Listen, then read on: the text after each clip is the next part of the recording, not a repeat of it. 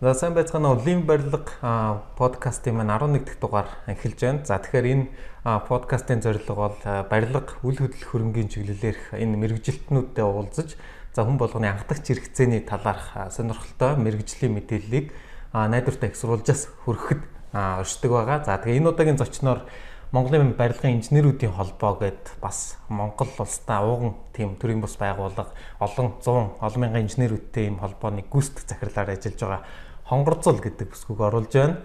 За урилгыг хүлээж авч оролцож байгаад баярлалаа. Баярлалаа. За тэгэхээр хоёулаа бол ярьцлагаа бол барилгын инженерүүдийн талаарх. За тэгээд өнөөдөр энэ түүхэн хөгжлийн явцад бас ямар өөрчлөлтүүд гарсан. За тэгээ ер нь инженерүүдийн одоогийн цаашдын чиг хандлага ямар байна гэх зэрэг энтэй холбоотой асуудлаар нэрээ бүтээлч яриаг өрнүүлнэ гэж бодож байна. Тэгэхээр асуултаа миний хувьд бол за ер нь ойрын үед Хонгорцол захирлын хувьд юун дээр төвлөрч байна. За тэгээд ер нь барилгын энэ одоо салбарт бас яаж ажиллаж ив хизэнээс одоо энэ албан тушаалд бас томилогдож ажиллаа гэдэг талаар яриага. За баярлалаа. За өнөөдөр Монголын барилгын инженерүүд холбоо 2021 онд 25 дахь жилдээ зориулж байна. За энэ жил бидний хувьд бол 25 жилийн арга хэмжээгээ тэмдэглэхийн хүрээнд олон ажлуудыг зохион байгуулж энэ дээрээ илүү төлхөө ажиллаж байгаа. За холбоо маань өнгөрсөн 25 жилийн хугацаанд тасралтгүй үйл ажиллагаа явууллаа. Дөрмийнхаа дагуу үндсэн гол зорилго болох барилгын салбарын инженерийг хөгжүүлэх, чадваржуулах, за олон улсын гадаад харилцаагаа хөгжүүлэх, за салбарын эрх зүй шинжлэх гэсэн үндсэн зорилготой хүрээнд бол тасралтгүй үйл ажиллагаа явуулсан. За миний хувьд бол тэр би чинь анхны хос мэрэгчлээ. Анхны мэрэгжил маань шинжилгээний технологийн сургууль, эрчим хүчний сургуулийг үйлдвэрийн экологч инженер мэрэгчлэр төгсөж байлаа. За 2010 онд энэ Монголын барилгын инженерүүд болоод офис менежер гэдэг албан тушаалд анх ороод за барилгын салбарт тэр дундаа барилгын салбарын төрийн бус байгууллагад ажиллаж байгаа учраас бас мэрэгчлээ болъё гэдгээр хоёр барилгын менежмент мэрэгчлийг 2015 онд эзэмшээ төгссөн. За холбоонд бол одоо 12 дахь жилдээ ажиллаж байна.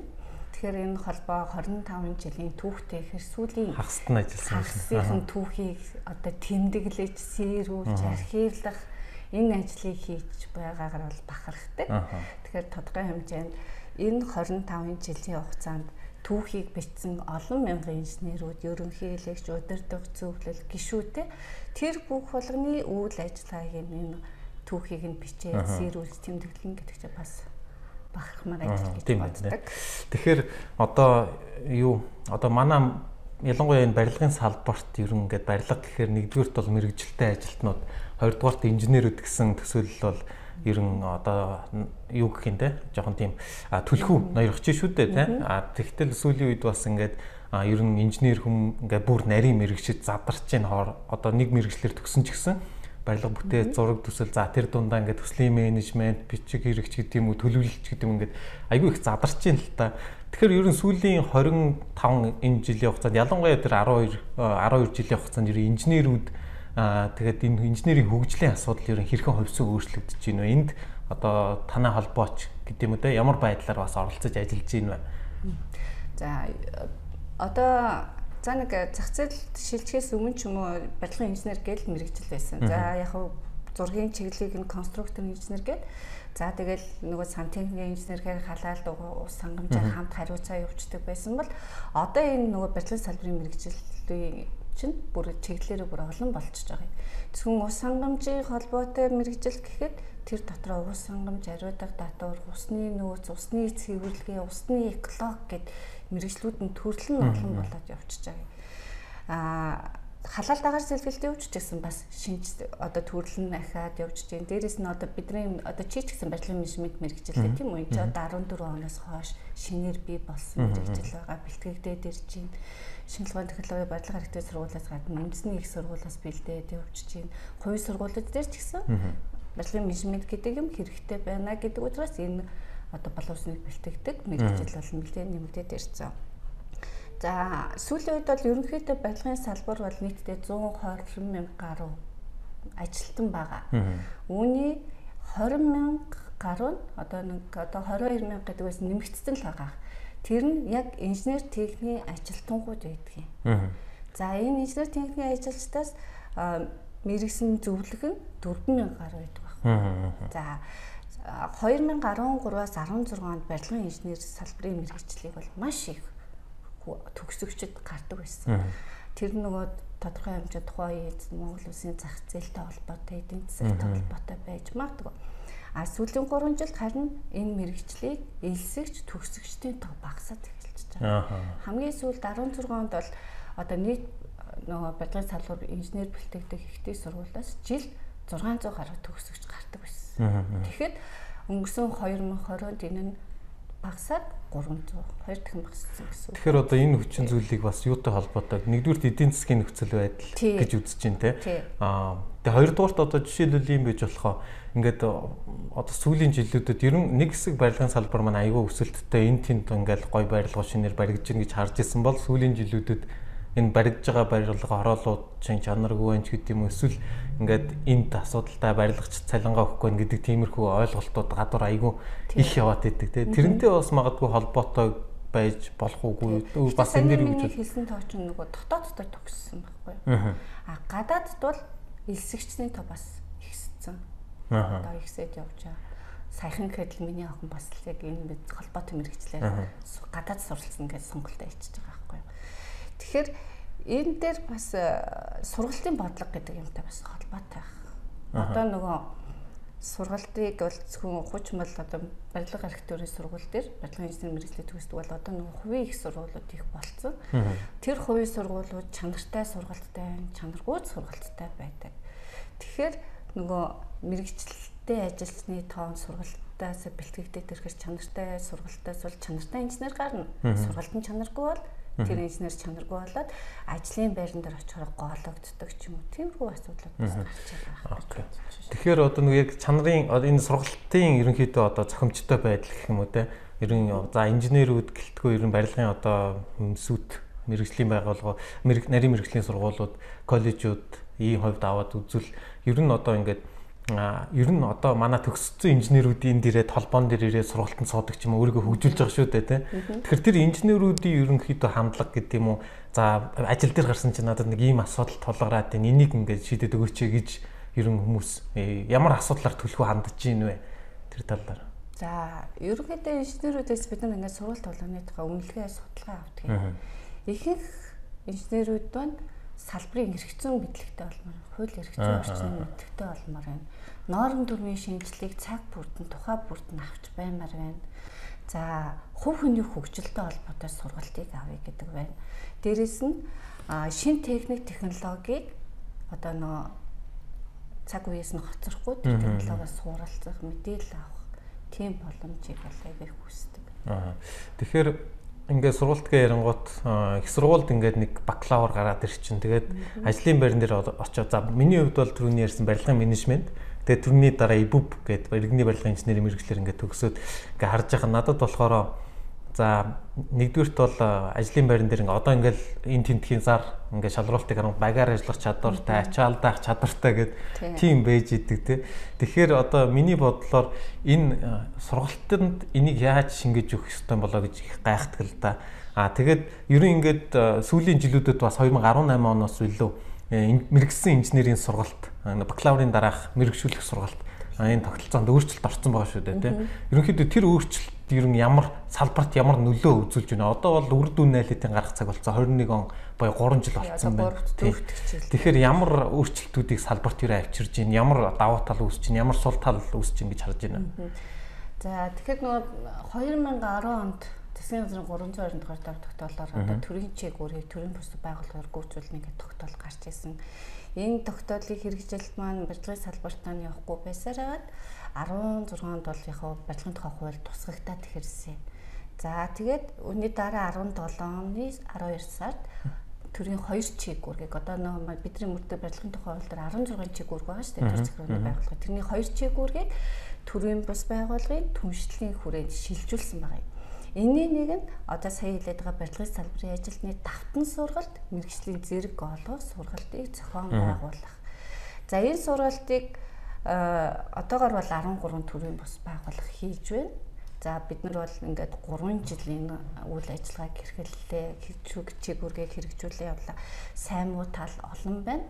За сайн тал нь бол мэдээч зэрэг нөө сургалт эрхэлдэг байгууллагууд нь олон болцсон. Түүнийгээ дагаад сургалтын нийт төрөл нь олон болцсон. Өрсөлдөөн ус. Тий.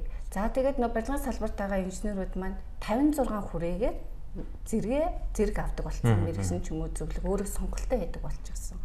Тэгэхээр 56 хүрээний сургалт байна гэдэг чинь маш олон сургалт болчихж байгаа шүү дээ. Дээрээс нь нэг сургалт маань нэг багц цаг гэдэг одоо 8 цагийг тооцохоор нэг одоо мэргэсэн инженер 10 багцын сургалтанд суух болохоор энийгээ 50-100-аар үржүүлэхэд хэд бараг 560 гаруй төгрөг сургалт болоо явчихж байна. Дээрээс нь энэ сургалт маань барилга хотын сайдын 17 оны 200 дугаар тушаалаар батлагдсан барилгын салбарын ажлын 5 дахь сургалт мэргэжлийн зэрэг болох дүрм гээд гол бичиг эргэцэн баримтыг мөрдөж ажилладаг. Энэ дүрм дээр 56 хүрээгээ байгаа 56 хүрээнийхээ дагуу сургалтаа явуулаад ирэхээр тэнд бие даалтын багц, заавал суралцах багц, сонгон суралцах багц гэдээ байдаг аахгүй.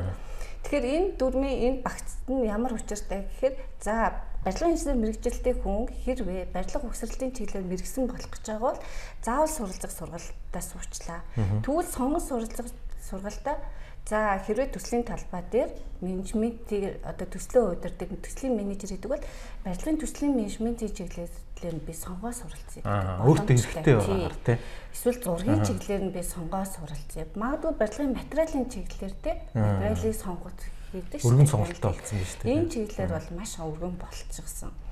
За тэгээд дээрэс нь энэнийг дагаад нөгөө инженерүүдийн орон нутгийн инженерүүд маань бас ингээд одоо ялангуяа бас нэг даваа тал нь сүүлийн ковидоос болоод байна л да. Нөгөө хотод заавал ирээл 14 хоног сургалтын суугаад байхгүйгээр уучлалын байрнаасаа сургалтаа явдаг даваа тал онлайнаар болцсон.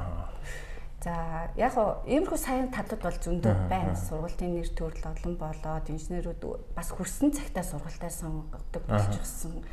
Одоо манай зураг төсөл зохиолчтой холбоо гүйцэтгэгч байгууллагын холбоонуудын сургалтын онлайн систем нь болохоор хүн хизээч хүссэн цагтаа сургалтаа хаанч үзэх боломжтой гэдэг.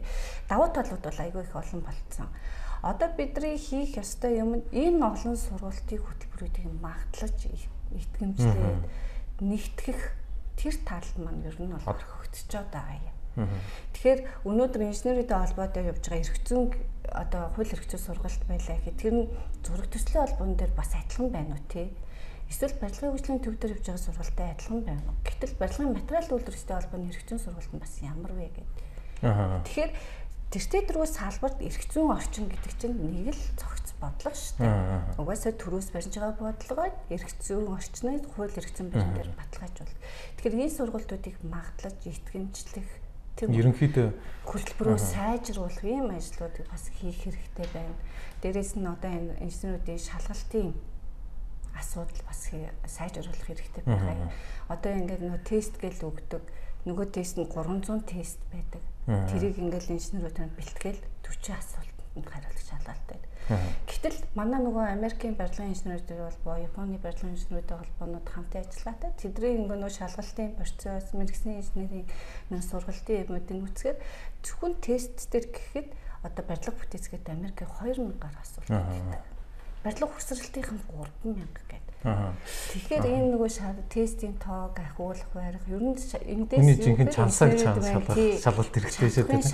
Сайжруулах юмнуудыг хийх энэ талын менежментийн асуудлыг хийх хэрэгтэй болж байна. Тийм. Тэгээд одоо бас юу санаанд орлоо. Би нэг өмнөх подкастууд дээр бас хүмүүст ярьж байгаад. За ерөн баг ингээд барилгын салбарт ингээд нэг 5-6 жил ажилласан хүн болгон мэргэсэн инженер болоод тах шиг байна гэдэг тийм ажиглалт тийм саналаа хэлжсэн л та. Тэгэхээр бас мэдээж одоо тодорхой хугацаанд ажиллаад шууд автоматар гэх юм уу амар хэлбэр байдлаар мэргэсэн инженер болохгүйгээр бас нөгөө хүн маань бакалаврын одоо боловсрал авсан шигэ тодорхой сорилт шалгууруудыг одоо давж иж дараагийн мэргэсэн гэдэг зэргийг авах тал дээр бас бид нар тодорхой үйлдэлүүдийг шаардлагатай байгаа юм байна гэж ерөнхийдөө харж байна миний хувьд. Тэгээд түрүүн ярьсан нөгөө одоо ингээд бусад орны холбоотойтой хамтран ажиллагаа өрнүүлдэг те. Тэгэхээр одоо жишээлбэл за би Японыхыг бол Япон хэл мэдэхгүй болохоор сайн мэдэхгүй юуг нь харж үзээ. Хамгийн олдор зэгтэй материал нь болохоор Америкийн барилгын инженерүүдийн холбоо American Association of Civil Engineering гэж ярьдаг те. Тэр холбооноос би бас нөгөө мэргэсэнгийн ингээд юмыг харахаар за ингээд бакалаврт ингээд 24 output буюу ерөнхийдөө 24 ийм скил байна. Тэгээд тэр скил болгоно бакалаврт энийг өгнө, магистрт магадгүй энийг өгч болно. Тэгээд одоо дараа нь те мэрэгсэн дээр энэ 30 кредит цаг дээр энэ төвшөнд байна гэл ингээ айгүй гоё системчлсэн байт юм байлээ л те. Тэгэхээр яг тэр жишгийг дагаж хөгжүүлвэл илүү бас илүү манай инженерүүдэд хэрэгцээтэй юм болчихно гэж харж байна. Ерөнхийдөө яг манай холбоо бол яг 2016 онд энэ төрийн чиг үүргийг нөгөө шилжүүлэх тендерт орж ирсэн. Бид нар бас тэр үед бол концепцийг гаргаад өгч ирсэн. Яг одооний дүрм дээр болох тэр зүгээр барилгын инженер мэргэжлэр төгсөөд одоо 5 жил болоо бакалавр түнэстэй зэрэгтэй бол одоо мэргэжнийхээ зэрэг горлох боломжтой гэж шаардлага байгаа. Гэтэл Америкийн холбоод эднэрт болохоор тэр зэргийг авахын тулд эхлээд одоо нөгөө суурь шалгалт ч юм инженерийн суурь шалгалтаа өгдөг. Тэрэндээ тэнцчээс дараа нь мэрэгсэн гэдэг ахиусгах шатаар юу сургалтынх нь процессны өгддөг. Манай дээр бол тийм байхгүй байна. Тэгэхээр манай холбоо болохоор яг тийм байдлаар бид нар уганд концепц өгч байсан. Нэгдүгээр сургууль төгссөн шинэ инженер зорилсон дипломын дараах сургалт. Тэрнийг ажлын байран дээр инженерүүд юу гэдэг ч юм уу.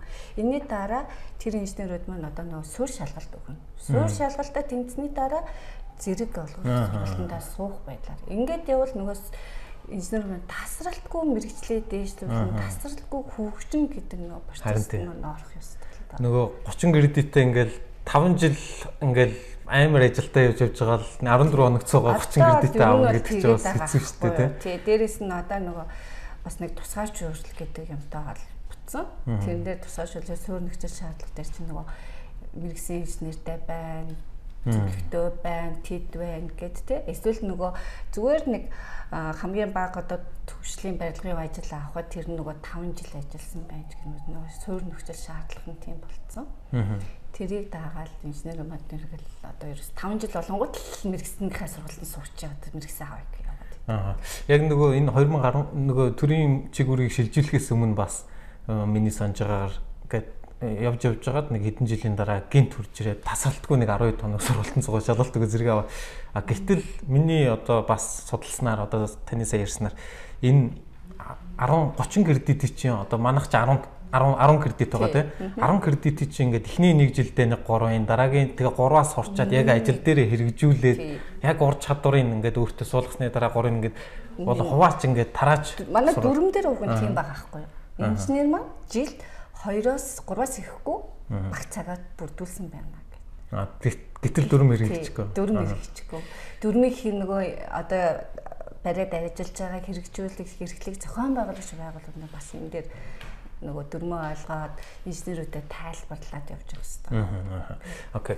Тэгэхээр ер нь инженерүүдийн холбооны хувьд бол мэдээж инженерүүдэд чадахжуулах, дэмжих ийм үйл ажиллагаануудыг явуулдаг гэж харж байгаа. За түрүүн ковидтай холбоотой бас үйл ажиллагаа нь баг зэрэг хомигдсон байна гэж ойлгож байгаа. Ер нь гэхдээ ковидоос өмнө ч гэдэг юм уу те ганц сургалтаас гадна ер нь одоо олон улс руу инженерүүдийг явуулж туршлага солилцуулах ч гэдэг юм уу эсвэл өөр одоо бичиг баримтанд оролцуулах нийгмийн одоо ажлуудад ингэж оролцуулах ч гэдэг юм. Тиймэрхүү ерэн ямар боломжууд инженерүүдэд танай холбооноос оролцох боломжууд өгдөг вэ?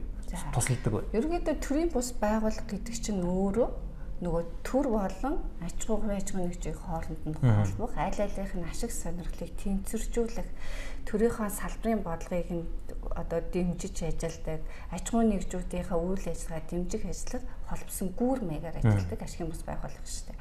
Тэгэхээр учраас манай барилгын инженерийн холбоо ганцхан сургалт гэдэг юм биш. Одоо барилгын салбарын хэрэгцээ норматив баримт бичгүүд, норм дүрм боловсруулах ажлыг хийж байгаа. За энэ дээр бол залуучуудыг нэлээд оролцуулж байгаа барилгын инженерүүдийг сүүлийн жилүүдэд л. За дээрээс нь бид нар гадаад харилцаа хамтын ажиллагаатай байдаг. Манай гадаад харилцаа чинь одоо 17 гадны улстай бид нар хамтарч ажилладаг. Дээрээс нь Азийн барилгын инженерүүдийг зохицуулах зөвлөлийн гишүүн. За ковидгүй үед бол энэ гадны холбоодууд маань нөгөө оны уулзалт гэдэг банк гэдэг байхгүй юу? Энд дээр нөгөө манай холбооны гишүүд явдаг. За мэдээж хэрэг очиод арга хэмжээний эхний өдөр бол хуурал ч юм уу те нэг үндсэн арга хэмжээ аваад тэрний хажуугаар дандаа нэг техникийн семинар инженерүүд зориулсан техникийн аялал гэдэг хөтөлбөрүүд ордог юм. Энэ дээр бол инженерүүд бол яг одоо манай холбоогоор явсан инженерүүд бол яг мэргэжлийн юм үздэг. Одоо Японы барилгын инженерүүд холбоо гэхэд яг нөгөө бүр газар дээр нь авцсан бетоны ажлуудыг яг нөгөө ажил дээр нь очиж техникийн ажил хийж танилцуулдаг байхгүй. Бусад гадны солонгосын холбоо эднэр ч гэсэн ерөөсөө барилга байгууламжтай танилцах техникийн ажил хийдэг. Тийм утгаараа манай инженерүүд бол манай улс холбооны шугамар манай холбооны хамтын ажиллагаа гадны холбоо төр их явуулдаг. Бас нэг юм сүүлийн одоо 15 оноос хойш манай Японы барилгын инженерүүдтэй холбоо нэг хөтөлбөрийг бол байнгын хэрэгжүүлдэг study tour grant гэдэг.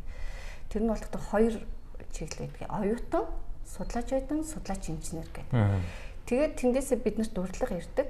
Инженерүүдтэй холбоо эндээ одоо за гишүүдтэй шалгаруулалт явуулаад нэг инженер маань тэр хөтөлбөрт оролцоод. Тэр хөтөлбөрт яаж оролцоод юу болдог гэхээр 7 хоног одоо таныг ингээд Монгол улсаас нисээд Монгол улсад ирэх бүх зардлыг Японы холбоод даачдаг. Тэр 7 хоногийн хугацаанд одоо тэр барилгын салбарын институт, их сургууль, эзэм шинжилгээний технологийн институт, лаборатори гэдэг бүх юмыг танилцуулдаг. Бас нэг тийм гоё зүйлүүд тавих. Өстой гоё юм байна те. Тэгэхээр одоо магадгүй инженерүүд маань бас ингээд за нэгдүгürt одоо түрүүний ярьсан ингээд сургалт инженерийн ур чадрын асуудал байна. Тэгээд иймэрхүү одоо семинарт явах ч гэдэм үү өөр гоё ингээ мэдээллийг авах те өшөө орчин үеийн одоо тийм мэдээллүүдийг авахын тулд ер нь одоо саяны жишээлбэл тэр study tour одоо юунд явахад хэлний шаардлага гэдэм үү тийм ер нь байна уу? Байлгүй ах уу? Англи хэлтэй. Харин тийм те. Би гэхдээ сүүлийн үед ингээд хардаг гэсэн чинь манай инженерүүд бид нар манай холбооч 15 хүртэл ингээд нөө барилгын мэргэжлэр сурч оюутнууд зориулсан мэргэжлийн англи хэлний тэмцээг зохиогддог байсан. Одоо бол тэр тэмцээн маань яг сүүлийн зохиогдох болсон л да. Нэрээс нөгөө барилгын архитектур сургууль дээр тэр хичээлийг нь нөгөө барилгын сургуулийн багш нар орохоо болцсон. Одоо шүтээсийн хэлний сургуулийн багш нар ордог болчиход байгаа нэг сул тал нь. Уг нь бол барилгын мэргэжлийн англи хэлийг яг манай барилгын сургуулийн багш нар нь барилгын мэдлэггүй хүн одоо орохоор ч та. Тэнч ч одоо шугам зургийн багш ч барилгын зураг зураад тийм гэсэн үг үстэй. Тэр адилхан болчиход юм л да.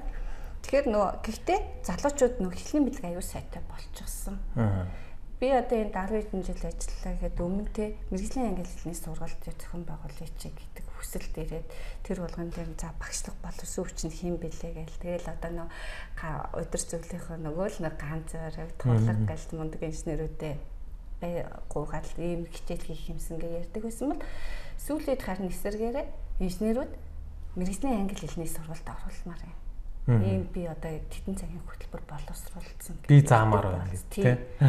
Дээрээс нь манай нөгөө дотооддоо мэргэжлийн эзэмшигчин залуучууд нь магистр, докторийн зэргийг гадаад тавьяг сурдаг болчихсон. Хэлний мэдлэгийн хувьд бол нэлээд голөгдохооргүй болцсон байна гэж хараад байгаа шүү дээ. Дээрээс нь гадны нөгөө зургуудаар аяг төслүүч чинь ажилдаг болчоод байна. Гадны хөрөнгө оруулалтад төслүүч ч гэсэн Монголд нэлээд хэрэгжиж байна. Тэр болгон ч нөгөө захиалагч тал нь гадаад учраас хэллээр харилцах тийм мэдгээ сорилсан мэдээлэл авах учраас хэл шаардлагатай болоод ялчгүй инженерүүд өөрсдөө сурдаг болсон юм болов гэж хараад байгаа шүү дээ. Ажлын шаардлагаар магадгүй сураад байгаа.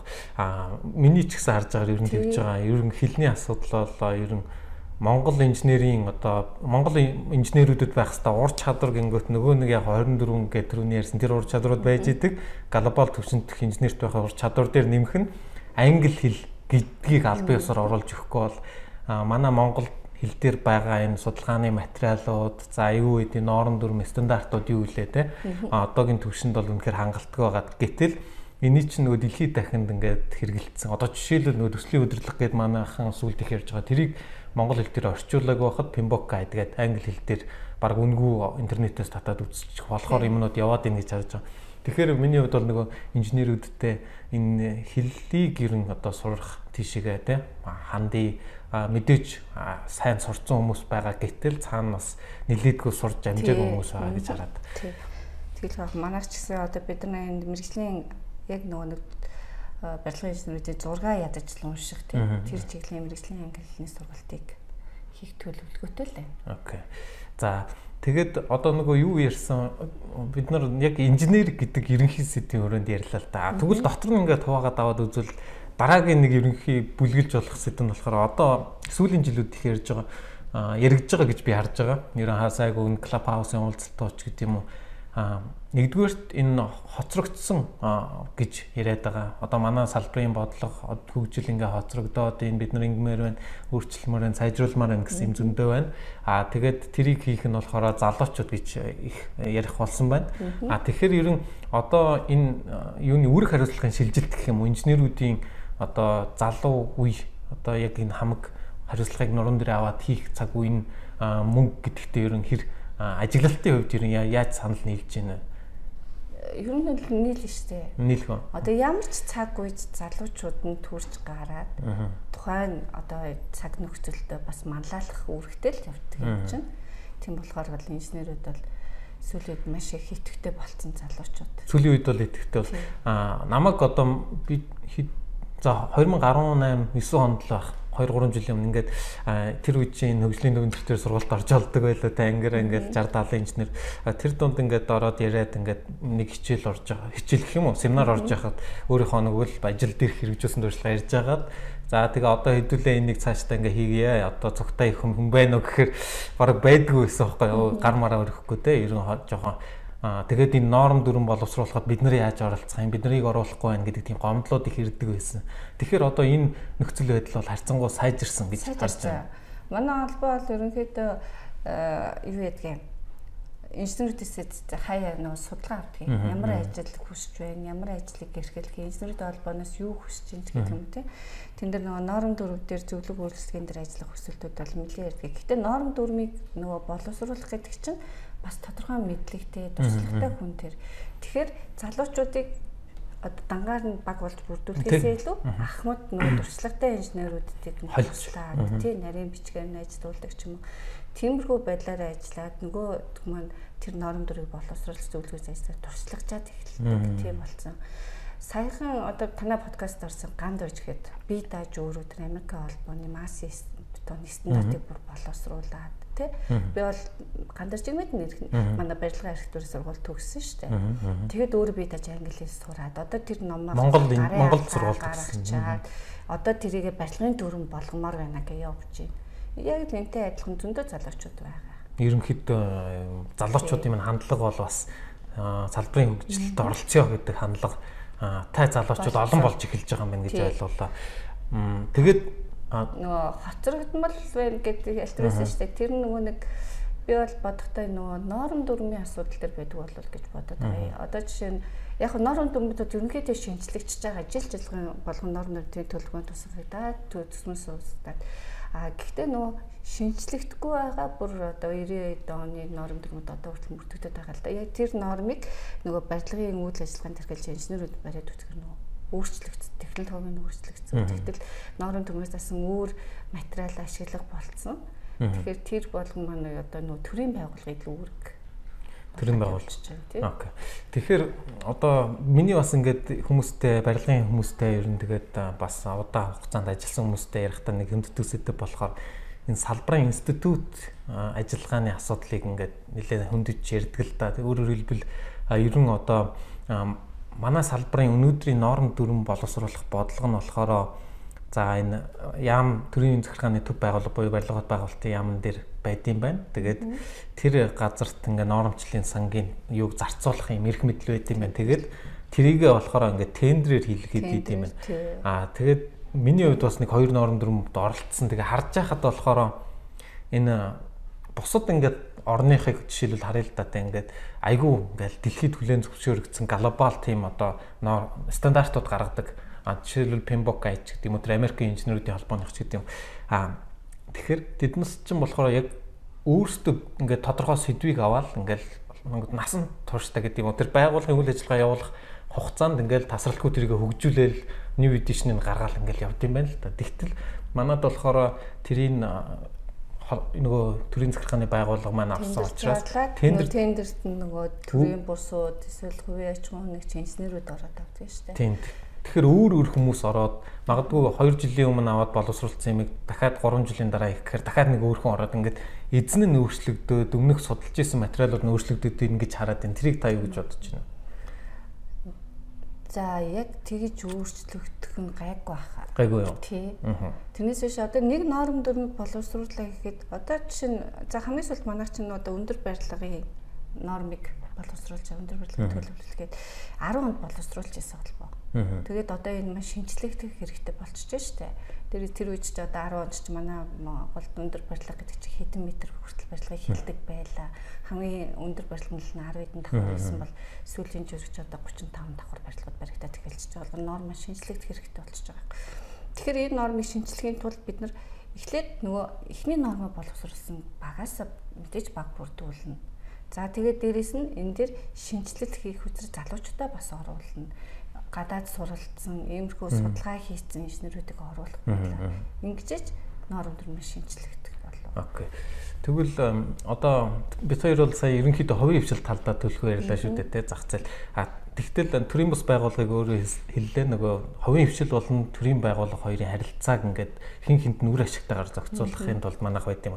Тэгэхээр ер нь төр талаас гэх юм уу те энэ хувийн хвшлүүд танаад ингээд хандаад ийм асуудлууд байна гэж хэлээд идэг. Тэгвэл төр талаас бас танаад ямар асуудлууд байна ингээд өгөөч гэсэн хүсэлтүүд ирж ин дээрээс нь энэ хоёрын ингээд хүсэлтүүдийн зөрүү яаж ажиглагдаж байна вэ? Ингээд хувийн хвшлийн инженерүүд гэх юм яг практик дээр байгаа инженерүүд маань ингээд нэг юм хүсэж шүү дээ тий. Гэтэл нэг төрөөс явуулж байгаа бодлого бас нэг бодлого байгаа гэдэг. Тиймэрхүү юу байгаа. Одоо жишээ нөгөө саяхан бас хэдий залуу инженерүүд манай дээр хүсэлт гаргаж ирсэн нөгөө ачаа үйлчлэл үү газар хөдлөлтийн норм дээр илүү нөгөө тодорхойгүй зүйл байна гэд. Тэрийг нь бид нар одоо нөгөө нэг тайлбар биеийг авахад ямар ханддаг одоо хүртэл хариу байдаг. Тэгэхээр манай төр маань бас жоохон тогтворгүй үйл ажиллагаатай мэргэжлийн бус удирдлагууд олонтой. Удаан байна уу? Тий, удаан. Одоо сая 1 сард ихэл газар хөдлөлт бол явлаа шүү дээ. Ханх дээр нөлөө болоо. Тэглээ. Одоо сая ч гэсэн болоод байна тий. Тэгээд энэ дээр ч одоо ингээд манай холбоо за одоо төрийн байгууллага дэмжиж өгөөч. Бид нар ингээд очиод дүнэлт гаргая. Барилга байгууламжтайг судалгаа хийх, барилгад хэрхэн нөлөөлсөн баг бүрдүүлээ явъя гэд хүсэл гаргасан бас л ингээд таг болчихдаг шүү дээ. Тэгэхээр энэ маань нөгөө нэг бас магадгүй цаавраа улс төрийн бодлоготой холбоотой байдаг юм уу?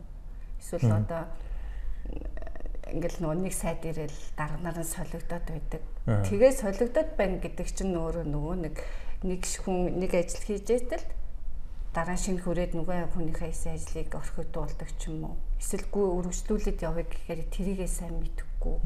Тиймэрхүү асуудлууд л нэлээд гараад байдаг. Урд нь солигдоод байгаа болохоор магадгүй ингээд арай гэж нэг ойлгонгууд солио хийдэг ч юм билүү зэ.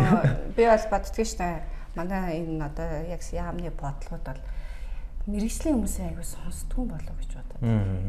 Одоо яг мэргэжлийн гэрангууд сая бол ингээл ковид за одоо ч гэсэн ковид гэж яриад нэрүүл мэндийн салбарын бүх асуудлуудыг ингээд ер нь ил болгож шүү дээ те. Одоо тэгвэл газар хөдлөлт гэдэг нэг аюултай юм одоо ингээд занл хийлээд гэх юм уу те.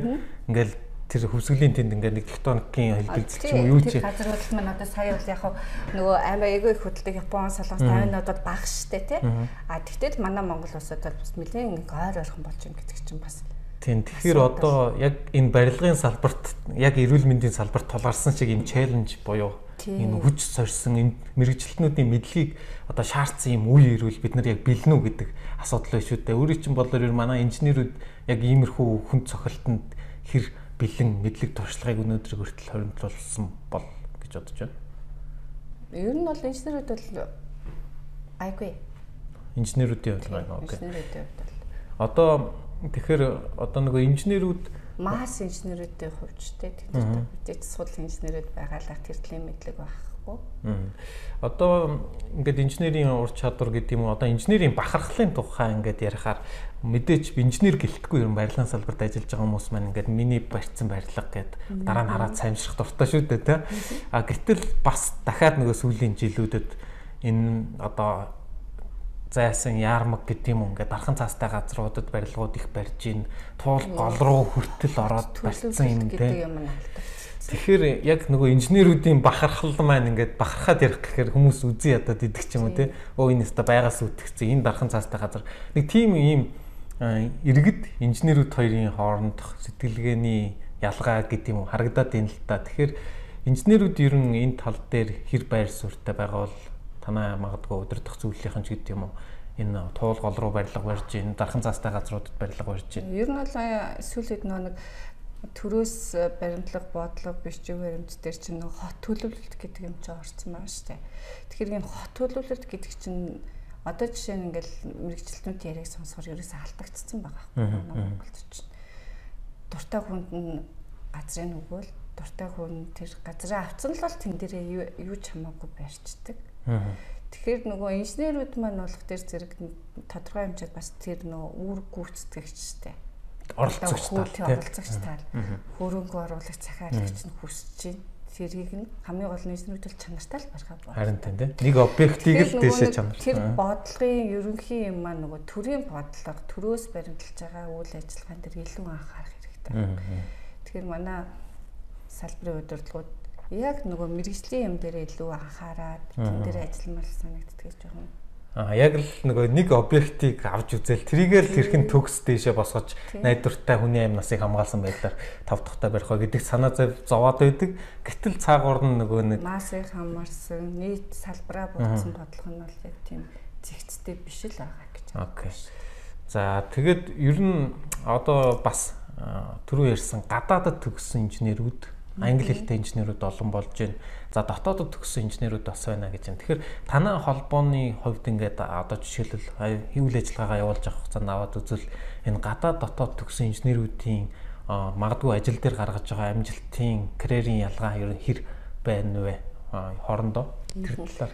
За инженертэй холбоод ерөнхийдөө нэг одоо нэг 2900 гаруй инженерүүд бүртгэлтэй байдгийг. За тэндээс нэг 200-аад нь гадаад төгссөн. За 200 гаруй инженерүүдийн маань ихэнх нь одоо төгссөн улс орныг ингээд үзэхээр Туркэд олон байдгийг, Оросд олон байдгийг, Японд олон байдгийг. За тэгээ бусад улс орнууд нь бусад хувийн нийцэлч. Тэгээ ер нь бол Япон төгсөгч нь бас нэлээд олон болчиход байна. За гадаад төгссөн инженерүүд манай эх орондоо ирээд барилгын талбай дээр ажиллаж байгаа ажил менежерээр их хөвчлэн төслийн менежер, төслийн одоо менежер одоо удирдагч тал руу илүү ажиллаж байгаа харагддаг. Одоо эсвэл нөө өөр Азийн хөгжлийн банк ч юм уу тийм төслүүдээр хүртэл дандаа нөө төслийн менежер гол ажлыг хийж байгаа харагддаг. Тэгэхээр тэрийг нөө сонгож байгаа цаад байгууллагууд нөө хилтэй гэдэг талаас нь бас сунгаад байгаа юм болов гэж харж байгаа шээ. Одоо нөгөө ковид гарахаас өмнө ингээд инженер солилцоо, оюутан солилцоо гэдэг юм ингээд аялуулдаг байсан биз дээ. Ер нь тэрэнд явсан инженерүүд ажил дээрээ ямар үр дүн гаргаж байгаа талаар бас хариу гэдэг юм уу? Яваад ирцнийхаа дараа өөрчлөлтүүдийг хиймээр байна гэдэг тийм ямар нэгэн activity дараа нь болд юм болоо тэр инженерийн хувьд. За бас л сайн томд байгаа да. Сайн тийм. Тий. Жишээ нь одоо яг ингээл одоо жишээ нь юу вэ л да. Одоо Солонгос сурж байгаа одоо танаа үеийнхаа халууна. Тэр бол маш сэтгүүтэй. Бас яг тэр хөтөлбөрт хамрагдаад ирсэн. Дараа нь ингээд одоо ч гэсэн гадаад харилцаа дээр манай холбоо нэг төлөвлөлөд оролцдог. За барилга архитектур сургуулийн бүрэг дээрж багш байна. Бас энэ хөтөлбөрөөр явж байсан. Хамгийн анхны энэ хөтөлбөрт хамрагдсан манай тулга инженер аахгүй. За. Тулга инженер. Тулга бүрэг. Тий, тулга бүрэг тий. Тулга инженер 2004 онд хамгийн анх явж байсан. За мэдээж иймэрхүү инженерүүд бол өөр бүтээлтэй тэр очоод 7 хоног ч гэсэн сурсан битсэн тэндээ ихтгэл тавьдаг гадны улс бас адил төстэй залуучуудын ихтгэлийг бид нарт өгөх байдлаар хамрагддаг. Бас явчаад сургуу болдог инженерч бас байна л та. Тэгэхээр бид нар нөгөө сонголтоо инженерийн холбоо зөв хийх хэрэгтэй юм гэдэг ер нь сүүлийн агиг туршлагачаад. Окей. Тэгэхээр одоо ингээд алга болоод идэг тэгээд ингээд тэр ингээд хүсэл зорилго нь бадраад ингээд улам ажиллаа хийгээ яваад идэг хоёр төрлийнх ерөнхийдөө байна шүү дээ. Тэгэхээр энэ хүмүүсийг яг юу ялгаруулад байна гэж харж байна. Ер нь ажил мэргэжлийн хувьд ингээд хараад тахаар тэр хүмүүс магадгүй ийм үйлдэлийг байнга хийдэг, ер нь ийм бодолтой хүмүүс байдаг гэдэг юм үү. Тэрний 3-ны хувьд ижил төстэй байдлаар нь хувь хүний нөгөө нэг ёс зүй, зан чанар, хандлагаас л хамаарч. Мэдээч хэрэг одоо би ч гэсэн те за барилгын инженерүүд бол надад ийм боломж олгогдсон. Тэгэхээр би энэ холбоонд одоо бас өөрийнхөө хийсэн ажлынхаа тэр явсан үр дүнгээ одоо өгмөр гэж бодох өөр тийм үү. Тэгэхээр тэр сэтгэл байна гэдэг чинь эргүүлээ тэр хүний өөрийнх нь хувийн зан чанартай холбоотой, хандлагатай холбоотой салбараа гэсэн бодлого байна. Мэргэжилтэд үнэн ч хүн гэдэг хандлага харагдаж байна. Би бас нэг бас нэг иймэрхүү хөтөлбөрт хамрагдаад 2019 лөө 2019 ковидос нэг жилийн өмнө хаа. Тэгээд ингээд одоо жишээлбэл Солонгос улсын тэр Инчон за тэгээд институтүүдээр нь яваад ингээд харж байгаад тэг ингээд Монголдо ирээд ингээд түүхийн судлаад юу эднэр чи яаж хөгжсөн юм бэ гэдэг дахиад түүхийн лавшруулаа судалсан чинь тэр одоо Сүүл хот жишээлбэл яг л манахтай адилхан насжилттай шахуу тийм тий насжилттай гэдэг нь одоо ингээд хэдэн жилийн 60 жилийн өмнө ямар байсан бэ гэдгийг харахаар 60 жилийн өмнө баг адилхан шахуу хоёр хот байсан. Улаанбаатар Сүүл хоёр. Тэнгүүд Сүүл нь ингээд сав гэдээш явцсан. Тэгэхээр тэр одоо метроч гэдэг юм уу тэр одоо дид бүтэц тэр одоо гоё хийцлэлүүд яагаад ингэж манай энд байхгүй байгаа юм бэ гэдэг. Тэрнээс хойш ингээд айгүй бодогдоод байгаа байхгүй. Бид нар одоо яагаад энд амьдарч болохгүй юм бэ? Инженерүүд үйж одоо ингээд бас дугуй байгаад тах юм уу гэдэг ингээд бодогдоод яваад байгаа. Тэгэхээр бас энэ магадгүй нөгөө ийм төрлийн одоо бодолтой гэдэг юм уу те инженерүүд байвал ер нь салбартаа хийж болохоор зүйлүүд юу вэ? Холбоон дээр ч юм уу эсвэл ер нь ямар нэгэн тийм хууль эрх зүй. Ер нь бол холбоо бол ингээд сүүлийн үед ингээд залуучуудын ер нь залуучууд гэхгүй инженеруудын одоо нөө ийм ажил хийх хэрэгтэй байна гэдэг нэг саналыг авих авдаг. Аваад хамтарч ажиллах байдлаар ажиллаж байгаа. Одоо ер нь бол сүүлийн үед одоо нөө инженерүүд маань олон улсад хүлээн зөвшөөрөгдөг гэж хэлээд байгаа шүү дээ. Тэгэхээр олон улсад хүлээн зөвшөөрөгдөг гэдэг маань олон улсын сертификаттай сургалтанд тэгэхээр суух ч юм уу тий. Одоо Монголд байгаас ийм хүсэлтүүд ирж байгаа учраас энэ чиглэлээр одоо холбоо ажиллаж байна. Одоо нөө институт Professional Engineer гэдэг олон улсын институт гэдэг. Тэн дээр нэг 10 гаруй холбоо гадны холбоодод нэг орцсон байлаа. Тэгэхээр нөө тэр гишүүнчлэр хэлсэн явжаад бид нар сургалтын ирэх авчраас тэр сургалтын сус манай инженерүүд маань тэр одоо олон улсад хүлээн зөвшөөрсөн сертификаттай сургалтуудад суух боломжтой болж байгаа. Иймэрхүү чиглэлээр бол бид нар явж бол хүлээж авдаг. Окей. Тэгэхээр өдөр зөвлөө ч гэсэн аюу хүлээж аваад болцсон шүү дээ. Ер нь өдөр зөвлөл маань ч өөрөө ихэнх нь залуучууд болчихсон. Тэгсэн үү. Окей.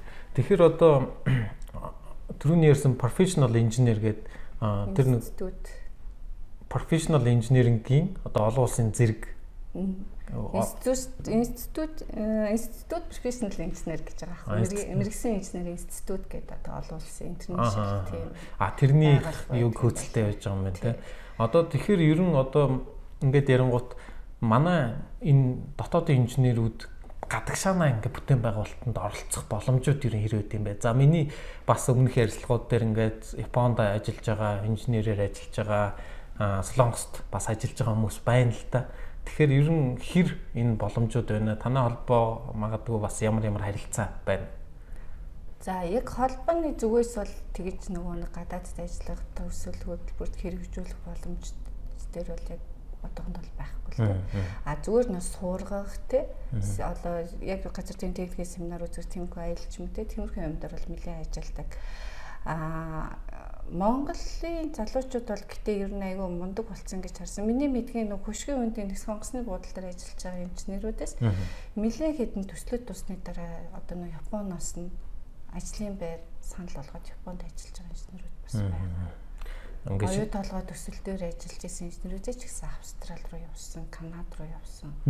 Одоо нөгөө тэд чинь эндээ ингээд ажлын байр дээр ажиллаад олон улсын төсөл дээр ажиллаж сураад ирэхээр нөгөө газар захиалагч талуудаас нь ажлын байрны санал тавиад явцдаг. За тэгэд ер нь хоёулаа бол нэлээд бас инженерийн тухай, за сургалтын тухай, ер нь цаашаа ер нь яаж хөгжиж болох тухай ярьлаа. Тэгэд ер нь ингээд түүхээ тэгвэл одоо нэг яриад тэгээд дуусгая гэж бодож байна. Тэгэхээр инженерүүдийн холбоо ингээд анх байгуулагдсан шалтгаан, за тэгээд бас ингээд хөгжлийнхаа явцад тодорхой сорилтуудад тулгарсан баг. Тэр ингээд гоё давтсан түүхч гэдэг юм уу те сургамж авахар зүйлээ бас хуваалцаач. Бид нар одоо цаашдаа энэ дээр анхаарахгүй бол бид нар өнгөрсөнд ингэсэн шүү гэдэг байдлаар. За холбоо 1996 оны 2 сарын 9-нд анх байгуулагдсан байлаа. Тухайн зураг төслийн институт гэж байдаг байсан. Тэр институтд ажилладаг 29 инженер одоо санаачлаад энэ холбоог анх үүсгэн байгуулсан. За 25 жилийн хугацаанд 8 ерөнхийлөгч ажиллаж байлаа. 8 ерөнхийлөгч нь бүгдээр мундаг салбартай танигдсан инженерүүд байна. Анхны ерөнхийлөгч маань Лав Сүрүнга байлаа. За хамгийн олон жил ажилласан манай ганц зураг багш. За тэгээд энэ бүх хугацаанд ерөнхийлөгчнөр солигдсон ч гэсэн үйл ажиллагаа байнгын доктортой явдаг байсан. За мэдээж удирдлагаас шалтгаалж тухайн байгууллагын нөгөө менежмент бодлого өөрчлөгдөх нөхцөл байдаг. Гэхдээ институт холбооны үндсэн бодлого бол хязгаарч алдагдаагүй явж байсан. За одоо гүн болд барилга хотын холбоонд одоо газрын дарга хийж гүн болд арах байна. Ерөнхийлөгч байсан. Энэ хугацаанд энэ ерөнхийлөгчд илүү нөгөө нэг энэ холбоонд одоо төслийн менежмент гэж мөн энэ олон улсын мега төслүүдийг Монголд танилцуулах гэдэг юмд нэлээд сайжирсан. За Эрдэнэ хотгой гавьяа төрөлгч Эрдэнэ хотгоос манай дээр ерөнхийлөгчээр ажиллаж байлаа. Энэ ажиллаж байгаа хугацаанд Эрдэнэ хотгой болох төр зэрэг нөгөө хувийн аж ахуйн нэгжүүд барилгын үйлдвэрлэгч байгууллагуудыг дэмжих ажлыг нэлээд сайн хийсэн. За манай ганц зэрэг өршөл ерөөсөө барилгын салбарын инженерүүдийг нөгөө хөгжүүлэх, суулгах энэ бодлого дээр бол хамгийн сайн ажиллаж байлаа. За мөнх хоёр ерөнхийлөгч байна. Мөнх хоёр ерөнхийлөгч бол энэ ажиллаж байгаа хугацаанд нөгөө барилгын инженер гэхээр нөгөө иргэний бовл дээр хөсөрлөлийн биш нөгөө хас ухаад инженерийн хангамжийн инженерүүд чиглэсэн үйл ажиллагааг холбоон дээр төвлөрүүлэх чиглэлээр хамгийн их сайн ажилласан. За одоо манай Ганбат ерөнхийлөгч байна. Ганбат ерөнхийлөгч нөгөө яг чанарын хяналт талтай энэ тал дээр илүү ажиллана. Тэгэхээр энэ нөгөө ерөнхийлөгч нарын энэ үйл ажиллагааны чиглэл байна да. Тэгэхээр өөрийнх нь бас эзэссэн мэрэгчлэлтэй нэг холбоотой байгаа. Өөрийнх нь нөгөө үндсэн. За 25 жилийн хугацаанд манай албал одоо бид нар ингээд нөгөө судалгаа гаргаад үзгээд давтагдаагүй тоогоор одоо инженерүүд албаа 2002-3 оноос бол яг сургалтууд хэмжээ хийж эхэлсэн бэл давтагдаагүй 7000 гаруй инженерүүд сургацсан байлээ барилгын салбарын. За 17 гадны холбооттой бид нар хамтын ажиллагааны гэрээтэй 2-3 гадны одоо эрчим хүчний хэмнэлд дулаалга, селафид гэдэг олон улсын төслүүдийг бас хэрэгжүүлж байлаа.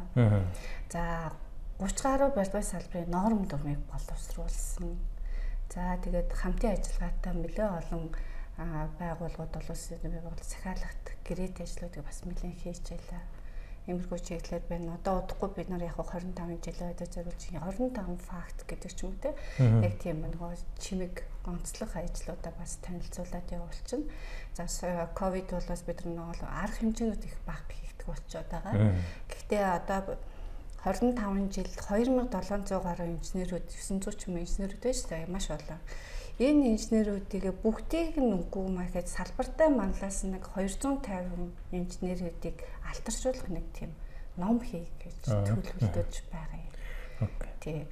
Ерөөсөө инженерүүд маань бол маш завгүй ялангуяа зургийн зохисралтын чалгаагүй зургийн өдөр чинь компьютер дээр суудаг зохисралтын талбай дээр байдаг. Тэд өөрсдийгөө түүхийг бүлдэж чаддаг байлээ. Тэгэхээр энийг нь бас нэг үлдээ гэдэг утгаар ямар ажил хийжсэн, ямар барилгыг барьсан, ямар төслийг бүтээсэн, ямар технологиг гаргасан, шийдлийг анх бий болгосон те энтэй холбоотой юм түүхийг нь үлдээх тийм ном гаргая гэж бас төлөвлөд байна. За мэдээж 25 жил холбоо үйл ажиллагаа явуулчихлаа. Ирээдүйн 25 жил бас юу хийх гэдэг ч бас юм чухал байна. Одоо манай холбоон дээр яг тулгарч байгаа инженерээс ханддаг нөгөө ажил нь зөвлөх үйлчилгээний ажил. Тэгэхээр нөгөө зөвлөх үйлчлэг гэдэг нь зөвхөн норм дүрм боловсруулах биш. Одоо нөгөө барилгын үе шатны ажил бүр дээр зөвлөгөө өгөх, хяналт хийх те. Одоо төслийнх нь хүрээнд нь зөвлөгөө өгөх ийм зөвлөх үйлчлэгийн ажлууд нэлээд их хүсдэг. Тэгэхээр ийм чиглэл рүү бид нар бас нэлээд орё гэж бодож байна. Тэгээд нөгөө альт руу хэлсэн инженерүүдэд бас нэг чадахжуулаад олон улсад хүлээн зөвшөөрөгдсөн. Байхын тулд энэ сургалтынх нь нэмийг жоохон чанаржуулъя гэдэг зорилтуудыг тавиад ажиллаж байгаа. Одоо олон улсад хүлээн зөвшөөрөгдсөн гэдэг нь за манай Монгол инженерүүд бол гадаад руу яваад ингээ ажиллаад болоод ин гэж хараад байгаа. Тэгэнгүүт одоо P гэдэг одоо professional engineer гэдэг зэрэг дэвийг авахаараа тэрнтэй нэг адил хэмжээний цалин мөнгө авдаг ч юм уу те Монгол гадаад гэдэг ялгааг алга болгоно л гэж ойлголоо тийм. Окей. Тэгэхээр манайхаа ер нь төгсгөлд нь за манай салбарын ирээдүйг юу гэж харж ийн гэж асуудаг л да. Гэхдээ сая бол бас холбооны хийх гэж байгаа ирээдүйн ажлуудыг хэллээ. Ер нь гэхдээ бас холбоо маань угаас салбар дотор байгаа учраас ер нь салбарыг танаа ер нь юу гэж харж байна. Цаашдын нэг 10 жилд манай салбар ямар шуухан шиг болох юм шиг байна. Мэдээж олон төрлийн харилцаа энэ тэнд төрийн болон хувийн хвшил за олон улслог хийдэг учраас тэр дундаас нэг таамаг байгаа байлгүй дээ. Яг хөө сүүлд нөгөө бим гэл их яриад байгаа шүү дээ. Тэгэл нэг хэсэг яригадаад тэгэл таг болцдог. Уг нь энийг л хөгжүүлээд ер нь бол нөгөө барилгын үйлдвэрлэл юм дэвшилтэд нөгөө цахимтсан систем рүү л орчвол илүү үр дүнтэй болвол гэж хардаг шүү дээ. Ер нь тэрнээс бусад зүйлүүд бол мэдээж нөгөө жилийн үед бол шинжлэгдээд явах болоо хамгийн гол нь тэр биемээ хөгжүүлчмээр энэ тэрийг бүр одоо салбартаа бүр нэвтрүүлчмээр Солонгос Америкийн холбоонууд дээр дандаа нөгөө нэг хажууд нь биетэй хороо одоо манай Азийн барилгын инженер зохицуулт зөвлөлт би симийн хороо гэд байдаг байхгүй бүр ингээд тэрийг хөгжүүлдэг. Тэгэхээр тийм туршлага боломж бол манай инженерийн холбоод байна. Бусад холбоодоос аваад бүгд нэвтрүүлэг. Тэгэхээр нөгөө энэ дээр нөгөө төрийн бодлого маань өөрөө сайжлаа. Өдөр төрмөө сайжлаа тийм хөвчүүл холбоо. Маань дэмжнэ тэгвэл манайх бол бэлэн шүү. Төрийн босууч байгаа шүү дээ манай Монголд. Тэгэхээр бид нар бол нөгөө бусад холбооттой холбож өгөөд тийм ийм л заахаа тэгээд эрх зүйн бичгээр шинжилээ эрх зүйн орчин байгаа нөгөө доктортой байвал гэж харж байна. За баярлалаа. Тэгээд бит хоёрын яриа бол нэлээд үргэлжлэлээ. Цаг маань ер нь дуусах тийш хандж байна. Тэгэхээр бас миний асууж амжаагүй ч юм уу тиймэрхүү зүйл байвал тэгээд мэдээж бусад барилгын салбарын хүмүүс за инженерүүдтэй ч юм уу хэлхийг хүсэж байгаа зүйлээ бас энэ төгсгөлд нь тэр үгээ хэлээч гэж хүсэж байна. Тэгээд хоёлаа. За баярлалаа.